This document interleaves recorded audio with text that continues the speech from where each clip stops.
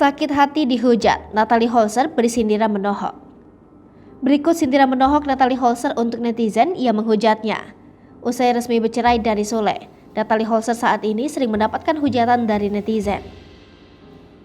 Netizen menghujat Natalie Holzer lantaran ibu Azam tersebut terus membongkar beberapa aib dari Sule. Natalie Holzer sibuk koar-koar bongkar aib. Sule beserta anak-anaknya justru memilih diam tak menanggapinya. Hal tersebut membuat netizen yang awalnya bersimpati dengan Natalie Holzer kini sudah tidak lagi. Dihujat netizen, Natalie Holzer pun bak mengungkapkan rasa sakit hatinya di unggahan instastory akun Instagram pribadinya.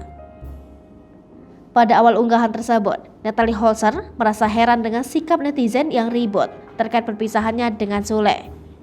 Natalie Holzer pun menyindir keuntungan yang didapat oleh netizen dengan menghujat.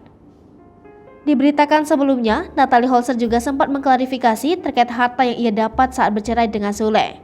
Natalie Holzer mengklarifikasi hal tersebut lantaran banyak hujatan netizen yang mengatakan jika ia mata duitan. Ia pun menegaskan bahwa semua apa yang diberikannya pada keluarga Sule selama menikah tidak pernah meminta untuk dikembalikan. Agar semua jelas, Natalie Holzer pun merincikan alasan Sule memberikan harta kekayaan saat ia bercerai. Rumah merupakan kado pernikahan. Mobil Alphard kado yang diberikan setelah lahirannya sampai sekarang masih dalam cicilan tanpa dia minta. Mobil Mazda merupakan mobil yang ditukar tambah menjadi Mazda.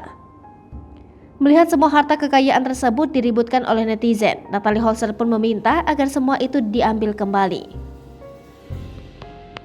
Hai pemirsa Sri Popo TV, jangan lupa komen, like, dan subscribe, serta tonton terus berita-berita terupdate lainnya.